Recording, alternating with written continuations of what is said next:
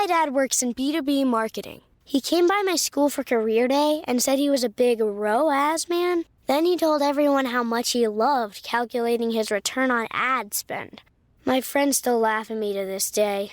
Not everyone gets B2B, but with LinkedIn, you'll be able to reach people who do. Get a $100 credit on your next ad campaign. Go to linkedin.com/campaign to claim your credit. That's linkedin.com/campaign. Terms and conditions apply. LinkedIn, the place to be, to be. Move your career further, faster in just 2 days with a Harvard Professional and Executive Development Program. Advance your leadership skills, craft smarter business strategies, build your network, and transform how you work and think to keep your career moving forward. You'll earn a certificate and can add Harvard to your resume with Harvard Professional and Executive Development. Learn more at professional.dce.harvard.edu/Spotify. Ryan Reynolds here from Mint Mobile. With the price of just about everything going up during inflation, we thought we'd bring our prices down. So to help us, we brought in a reverse auctioneer, which is apparently a thing. Mint Mobile Unlimited Premium Wireless. How to get 30, 30, bit to get 30, bit to get 20, 20, 20, bit to get 20, 20, bit to get 15, 15, 15, 15, just $15 a month? Sold! Give it a try at mintmobile.com/switch. $45 upfront payment equivalent to $15 per month. New customers on first 3-month plan only. Taxes and fees extra. Speed slower above 40 gigabytes. See detail.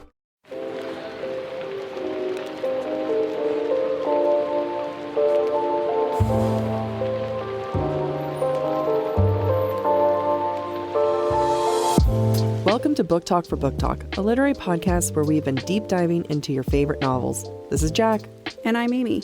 And our listeners love to share their thoughts and theories via email and voicemail, so we're sharing them via our weekly mini episodes. The views expressed by the hosts and listeners are entirely their own and in no way represent the thoughts or intentions of the original author. This podcast is a discussion shared to spark thought and conversation on the characters and themes of this novel. Spoilers may be discussed with or without warning. Explicit language, as well as themes of sex, violence, abuse, death, and depression, will recur throughout this podcast. Listener discretion is advised. Welcome to our mini episode series. During each mini, we'll be reading listener feedback and theories, as well as discussing all things Sarah J. Maas, including her ACOTAR, Crescent City, and Throne of Glass series. This email's from Dana, and I'm likely going to mess up names, so I apologize now. There's a lot of Welsh in this. Oh, okay. You guys talked on your recent live how ACOTAR references a lot of Welsh mythology, and I mentioned how SJM's writing has a lot of similarities to a book called The Chronicles of Prydain by Lloyd Alexander. Most of these similarities are because they both reference Welsh myths. But some plot similarities are too close to be coincidences. So I wanted to summarize a few of my favorites. First off, the world is called Prydain, super close to Prythian in my opinion. But the similarities expand even more than just that. The book series from the 1960s and the Disney movie The Black Cauldron were inspired by it. The main plot is centered around the cauldron. The antagonist, Arwen, I think. I believe in you. Huh? I believe in you. Or Aran, also called the Death Lord, sounds similar to Erawan in Throne of Glass, by the way. I was about to like, you're right. Erewhon, the grocery store. It all comes together. It's a very LA grocery store. It is a very LA grocery store. Gains possession of the Black Cauldron and creates a powerful undead army known as Cauldron Born. Oh, like Cauldron Blast. Mm-hmm. The main plot revolves around the hero trying to defeat the antagonist by destroying the cauldron. A quote from the Chronicles wiki, quote, "The companions then try to destroy the cauldron, but learn from the witches that it can only be destroyed by a living person who knowingly and willingly climbs in to die." Hold up. That's it. That was just it. No things. I was just impressed. Yeah. Obviously super similar to the plot of Mist and Fury, Wings and Ruin, and the cauldron in general. This is because the cauldron is an important magical tool in Welsh mythology. Both of the two series references the Per Dadeni, a cauldron in Welsh myth that can restore the dead to life, but the newly resurrected lose their voices. Kind of how, like, Nesta and Elaine lose their identities. Another important magical tool that is brought up that is very similar to Crescent City is the horn. Another quote, "A horn was washed on shore, and the characters noticed the horn and said it was fair folk craftsmanship. The item was inspected carefully, and the heroes were informed there was but one call left in it, a magical summons of the fair folk for urgent aid." I forget how to pronounce her name. The princess in Black Cauldron? Oh, who? Ilonui? I wish I knew how to say Welsh names better.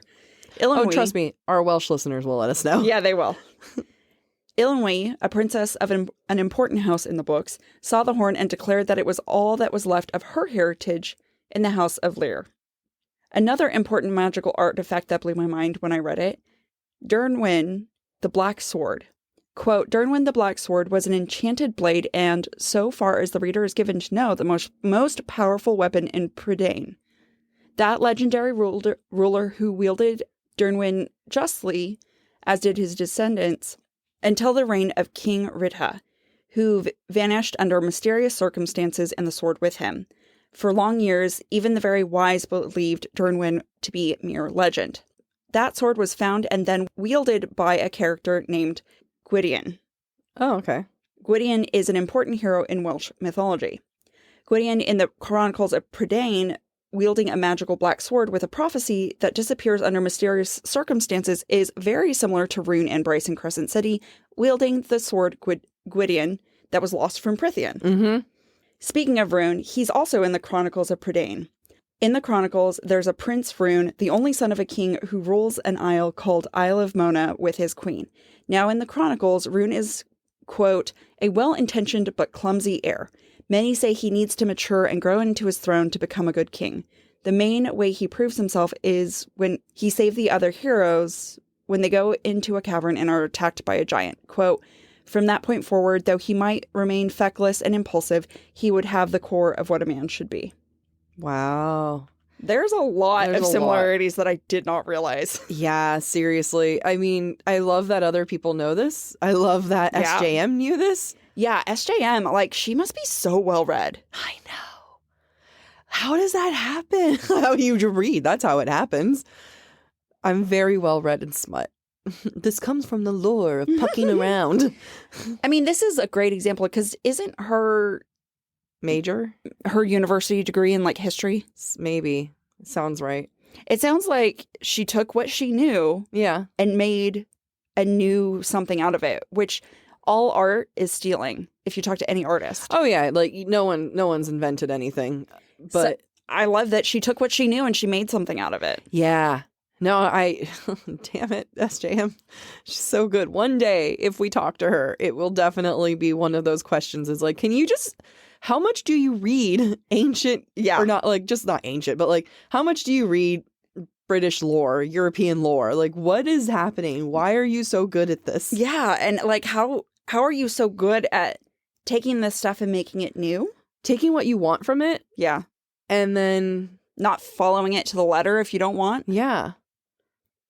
Because I think that's one of the hard things when you borrow from another story is you feel like you have to hit all the same beats, but you don't. No, it's true. Like, you're like, oh, I can take this, but include a sister. I can include this. I can turn this character into a sword. I can, like, she really just kind of does her own thing. It just reminded me, it has nothing to do with what you just read, but as a reminder, because Crescent City 3 comes out next year, that SJN said something along the lines of what she puts Rune through was so intense that her editor asked her to dial it back. Yeah. That's terrifying. And he was captured, if we remember. Yes. So we're going to have to read all of it and then magnify it by like 10. I know. I'm just like, damn it, editor. Why do you always take good things away from us? Because it would probably cause us trauma. I read a lot. I'm already. You're numb. I'm numb to it all. Fall has officially started here in Los Angeles, and that means we finally get to do fall activities. I have been counting down the days for when I can go to pumpkin patches, maybe even hit up an apple orchard, and I get to do all of it looking super cute in my Quince boyfriend sweater. This weather is perfect for my dark academia vibes, and I'm so excited to bust out my washable silk blouse because I'm going to be taking pictures. Quince is known for their Mongolian cashmere sweaters from $50. And that's not all. Quince has so many other amazing things on their website.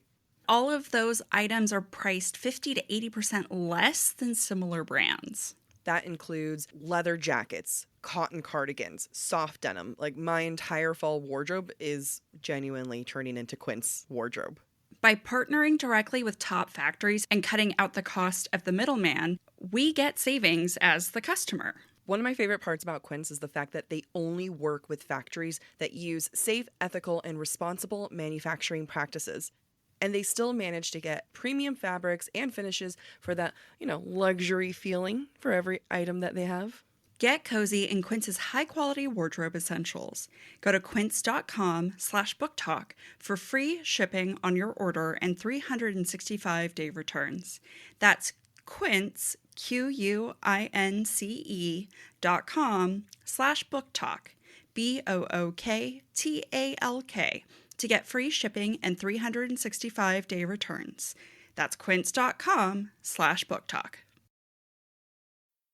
Move your career further, faster in just 2 days with a Harvard Professional and Executive Development Program. Advance your leadership skills, craft smarter business strategies, build your network, and transform how you work and think to keep your career moving forward. You'll earn a certificate and can add Harvard to your resume with Harvard Professional and Executive Development. Learn more at professional.dce.harvard.edu/Spotify.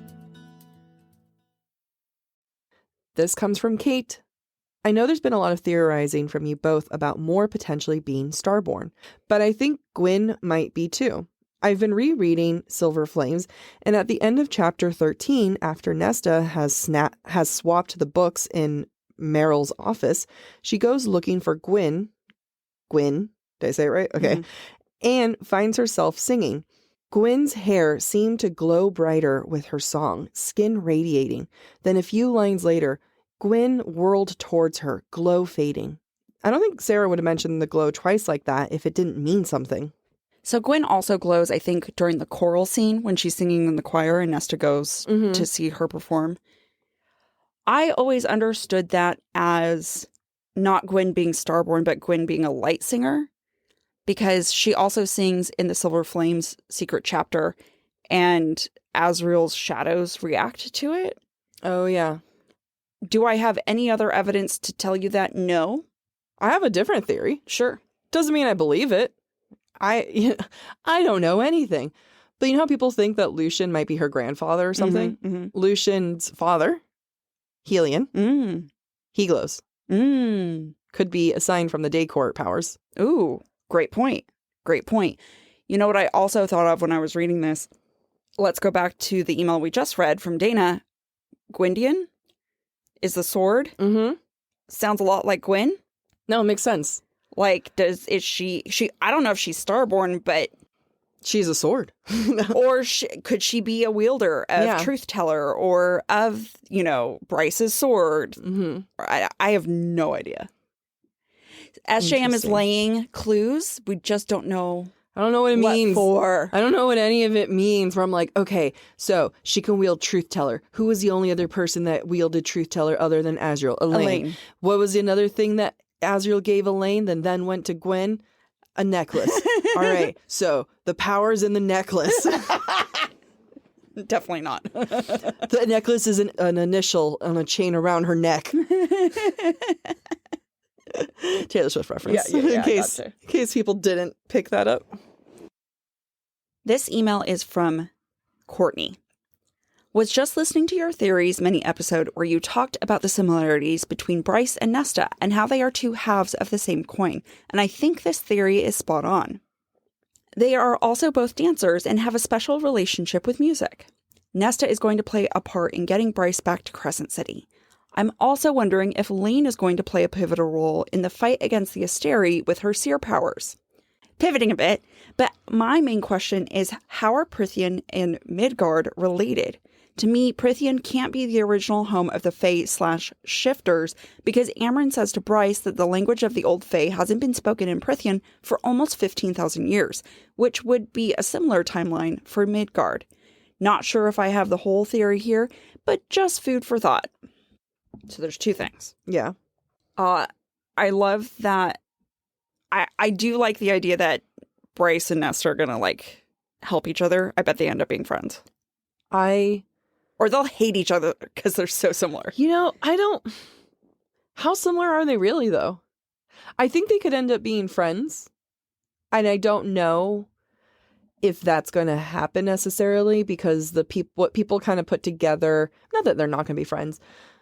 Everyone's been imagining what happens when Bryce and Feyre and the main female lead in Throne of Glass, like, they're all together. Like, that's kind of been the image. But I guess like Nesta's still a main character. I don't know. All of it. I'm very curious. I don't know how Nessa's going to react. I don't either. Wary. She'll be wary for sure. You know what would be cool? If part of her powers from the cauldron is that she ends up understanding ancient Fae. I mean, we've had zero evidence, but I don't love know. it. I don't know. But I love it. Was she? I don't think she was in the room. Who? Nesta, when Bryce shows up. Oh, maybe not. No. I thought it was just Azriel, Amren, Feyre, and Rhys. Yeah. Yeah. Maybe Cassian. Maybe. I don't remember off the top of my head. It will be curious to see how everyone does react to her, and who's going to be the most friendly to her first. That's going to be a huge one. Yep. It's going to take her a minute to loosen up and get to know everyone and her personality shining through. How can you let your sarcasm shine through with the language barrier? Yeah, you can't. Yeah. There's going to end up being some kind of like translator spell. Yeah. Right? How else do you get around that? Yeah. Like, I can't have a whole book of Bryce learning a language. Right. Or Rhys trying to brush up on his ancient Fae. And then people translating. Like, Bryce is too much of a character. She has too much personality to be translated the whole time. Yeah. What if there's a time jump? Holy shit, we haven't thought of that. What if there's a time jump? Because that's the only way to get past a translator spell. I think that makes sense. But what does that mean for Hunt and Rune? Fucked. That's what it means. Seriously. But it also makes it more painful. Yeah. And and if SJM is anything like us, which clearly she is because her editor tried to pull it back. Time. It's going to be all of a sudden like 2 years have passed, and then everyone's going to freak out and be like, they've been in captivity for that long. And and everything's already been established. Yep. I love that idea. Yep. I do too. Wow. I don't think it's too late for SJM to rewrite the entire book if it doesn't. That's not it. I think she can do it. As for the question about Prythian and Midgard, do we think Prythian is the original home of the Fae? I don't think there's anything to indicate that it's not. Yeah. I don't know. It all stresses me out. Yeah. I mean, the fact that Midgard continues to learn ancient Fae, I think that's just a natural thing. If you think of evolution, you could have the same bird, its families separate, one go to one continent, one go to the other continent, and they develop differently. So Prythian doesn't they don't all have to keep the same language because it's been 15,000 years. We haven't even introduced Throne of Glass World, and we know that's going to probably come into it. Yeah. I bet they could originate from there too. You know what I mean? That's true. That's true. And they could speak the ancient Fae language fluently. Exactly. Like who knows? We don't. Only Sarah does. Until January. Yeah. Are you ready for some TikTok theories? I am ready. I always start ready and I end distressed. I end up at a bad place. Here is a theory by Emily's Theories. Emily! I love Emily's Theories. Who is Azriel's father? So this is going to have ACOTAR and Crescent City spoilers, but, people know everything's up for fair games here. For some time now, readers have wondered if there's more to Azriel's lineage. We know that Azriel can winnow or move through his shadows, which Illyrians are not able to do. Even Cassian refers to Azriel as different. When we get to Rhys's point of view in Frost and Starlight, even he ponders Azriel's shadow singer gifts, that he has no idea where they came from, and that they're definitely not connected to the Illyrians. Interestingly, Azriel is repeatedly linked to the cold. For example, when Feyre touches Azriel's hands, she describes them as pure ice. Even in Azriel's bonus chapter, he even states that he has frost in his veins. The beings who are described in the same way are the princes of hell. In fact, when Apollyon touches, is that how you say it? Apollyon? That's how I'm going to say it.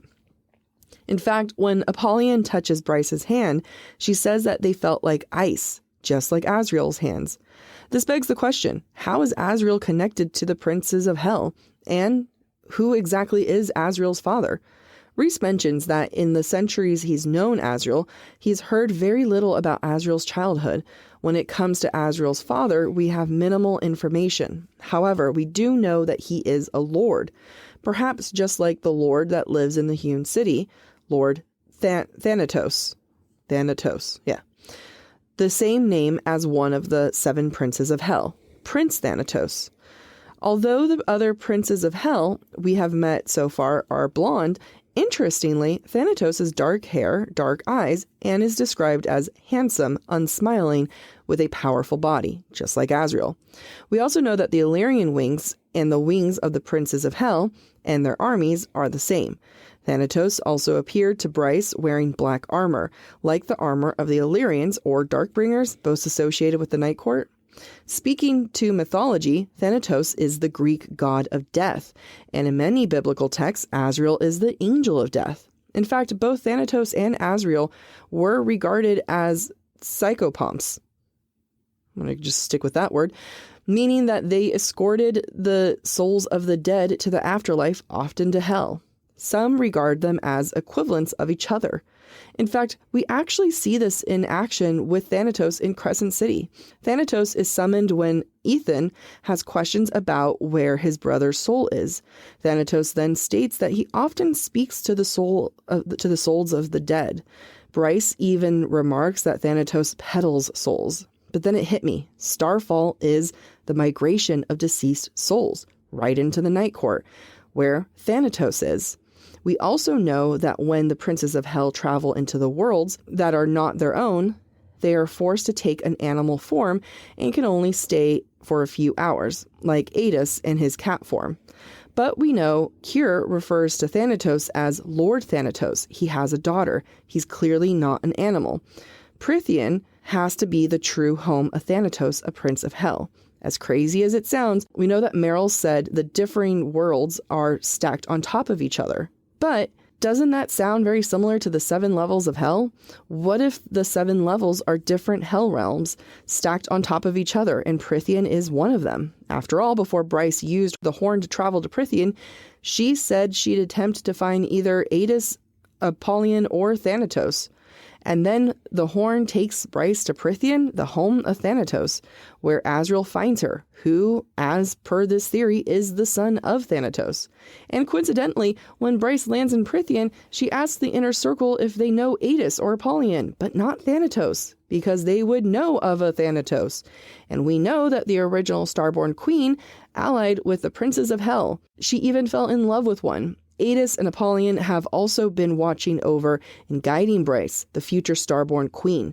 Wouldn't it make sense that Azriel, a future prince of hell, then has the Starborn knife? And maybe that's why SJM has purposely kept Azriel's backstory and POV hidden.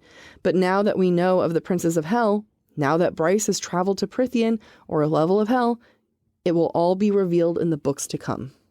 This all makes total sense to me. Yeah. I mean, there's a lot of history and that is revealed in Crescent City that I forget. Or I'm just like, what? Yeah. That happened? Yeah. Same. But it does make sense. So if we think about this, for whatever reason, when we talk about Azriel being tortured as a child, I always imagined his brothers also as children, but they don't have to be because Fae are not adults until they're 80. Yeah. So it could have been a 70-year-old torturing an 8-year-old. As it happens. It could be. Yeah. So it's not like the father had to be in the same living situation as the brothers, right? It could have been the brothers being adults, keeping their brother hostage. I mean, in that situation, though, the way that I'm interpreting all this is that actually isn't his father or his brothers. Like, he was placed in that care. And the people there were lied to, saying that that's their son. Or there's some magic making them believe it.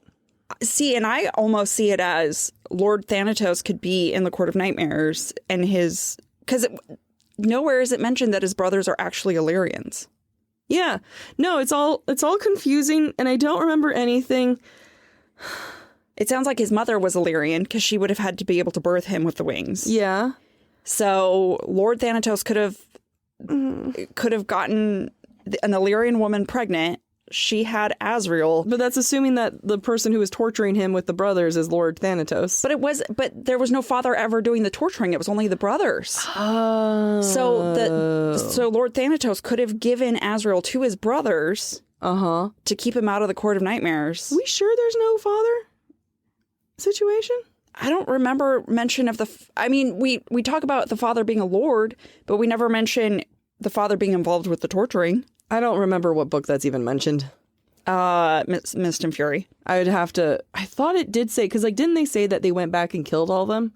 Killed his brothers. I thought they might have a little bit of that too. I don't know. I don't remember mention of killing the father. This makes me... Every time we do TikTok theories, I lose it a little bit more. Because it's just, there's so much information we don't remember. It's just so much. It's so much. But all that to say, I think that is the most canon theory I've heard. Yeah, I'm cool with it. I'm cool with it. I don't understand anything, but I'm cool with it. Ryan Reynolds here for, I guess, my 100th Mint commercial. No, don't. I mean, honestly, when I started this, I thought I only have to do like 4 of these. I mean, it's unlimited premium wireless for $15 a month. How are there still people paying 2 or 3 times that much? I'm sorry, I shouldn't be victim blaming here. Give it a try at mintmobile.com/switch. Whenever you're ready. $45 upfront payment equivalent to $15 per month. New customers on first 3-month plan only. Taxes and fees extra. Speed slower above 40 gigabytes. See details. This comes from @CienLauren. That's SienLoren on TikTok. So Sarah said in a recent interview, recent as in I just now realized it's May, and I think she said this around September or October last year, that the next ACOTAR book is going to talk about the consequences of Feyre surviving the birth of Nyx. And I think that's really important because I realized something. Feyre is cursed. When Feyre attacked Baron at the High Lord meeting, that cursed her.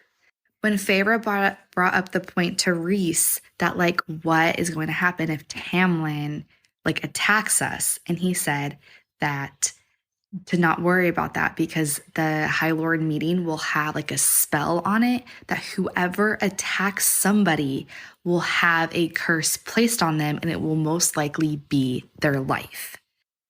And Feyre broke that. It cursed her. I feel like that could be why the bone carver showed her a version of Nyx that did not have wings, because after she did that, it was her curse was Nyx having wings to try to kill her. Just a thought. I don't know why I thought about this or what that means, but I do believe that now Feyre is cursed and she cheated death and Nesta helped her. And the next ACOTAR book between that and the little love triangle going on is going to be wild. That is a great point. Yeah. Because we gripe, why is Feyre able to do magic? Oh, I griped. I gripe. A lot. And it makes sense if she is now cursed because we didn't get to see any consequences at the High Lords meeting. Yeah. And it also would, I don't know, give Nyx more of a point too. Right. And it is curious that Feyre never saw Nyx with wings when she looked at the bone carver. Mm-hmm. And I wonder to what extent if fate had decided Nyx would be around, but because Feyre messed with magic, fate changed. Yeah. And that's why he's got wings. Interesting. I can see it all. I can see clearly now. No, it makes sense that he has wings. I was trying to find the TikTok real fast. So I can't find where this came from, and I very much apologize to this TikTok user, But I remember seeing somewhere on TikTok that Nyx was not made, but he was premature, right? Like that's kind of the whole thing is that he was born. It's described as like too little, like not quite fully developed. Like he was a preemie baby. Mm-hmm. And then once Nesta does her whole thing, he's bigger. He's more he's developed. And someone pointed out he aged instantly. So what has that done to him too? Because he was made then. Interesting. Because Feyre's been made, Nesta, Elaine. I mean, now it's just like not even cool anymore. But you can say that he's been made too, since his aging process was sped up. Yeah, that's a great point. Yeah. I never even thought about that. So it's like if that was Feyre's curse and Nesta broke it, is it one of those things where we're like, ooh, glad that's done, or is the curse like a final destiny and it just keeps coming after Final you? Destination and it keeps coming after her? That would be interesting too. Uh-huh. Yeah, I have no idea what Sarah has in store. Her mind, man. Her mind. This next one comes from A Court of Thorns and Roses on TikTok. Okay, I figured out where the bone carver, Striga, and Koshi came from, what planet they are born of, and how they got to Prithian, and also who that Fey warrior was who trapped them, and also why. It's been a big day. Let me run you through it. First of all, Akawar, page 530, the serial tells us that the bone carver is not born of this earth. His thread has not been woven in. So he is not from Prithian. We know that he came from somewhere else, probably through one of those rips in the world. But I don't think it was a rip.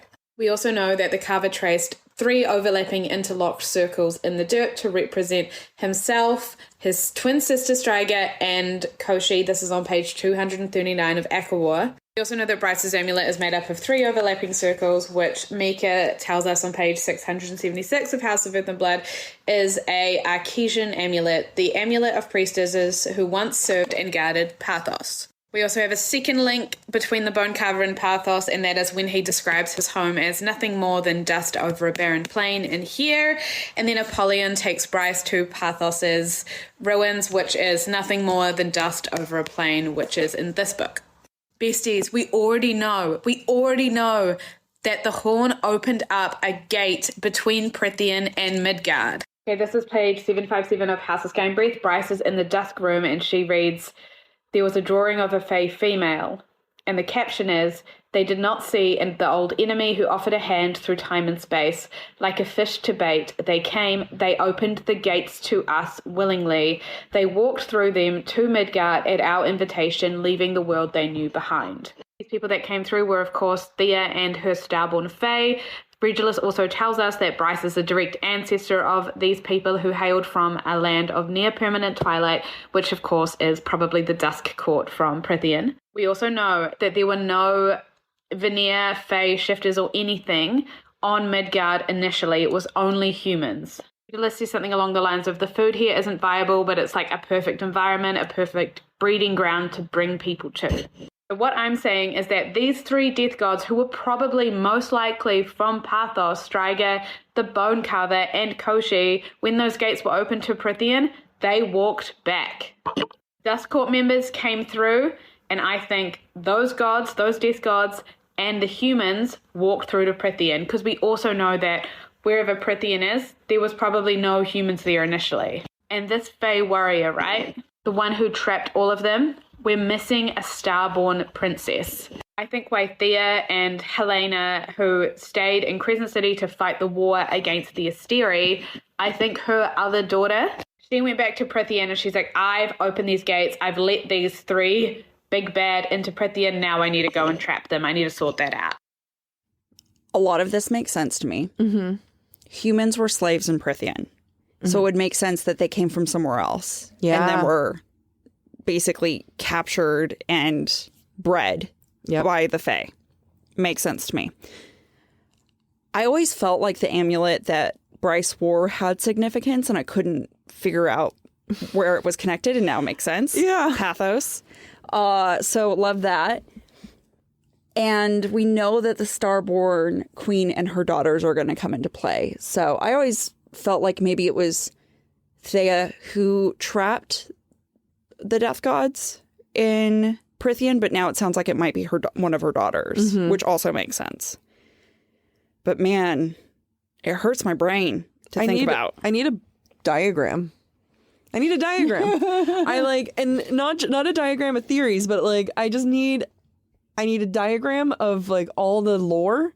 Yeah, all the people. Like where are they? I can't even remember if Thea is part of Crescent City or Throne of Glass, or not Throne of Glass, or Thea is part of Crescent City, but we theorize she came from Prythian in the Dusk Court. And that's where I need a breakdown. I'm coughing, not crying. I just need like somewhere between like, okay, here's everything that we know. I need a history book, and then the theories that are like highlighted on the side. Yeah. Because this is so hard to keep up with. I know. At some point, I have a suggestion for Sarah and her publisher. Create a history book of Prythian and tell us in chronological order everything that happened. And in Crescent City World. Like I need all the lore. The mass verse. Yeah, I need all the mass verse. Like I can't process it. She'd sell out fast because I don't know what's happening. Yeah, 100. We need that. Thank you for listening to this mini episode of Book Talk for Book Talk. We encourage you to rate and subscribe to our show on your preferred podcast listening platform. We would love to hear your thoughts based on today's conversation. You can submit your comments to our form at booktalkforbooktalk.com or via our Camflare voicemail system. Please visit booktalkforbooktalk.com for more information. You can also follow us on TikTok or Instagram at the handle Book Talk for Book Talk. Bye!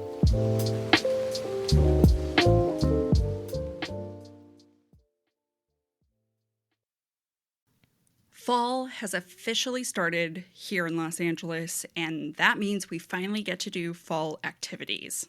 I have been counting down the days for when I can go to pumpkin patches, maybe even hit up an apple orchard, and I get to do all of it looking super cute in my Quince boyfriend sweater.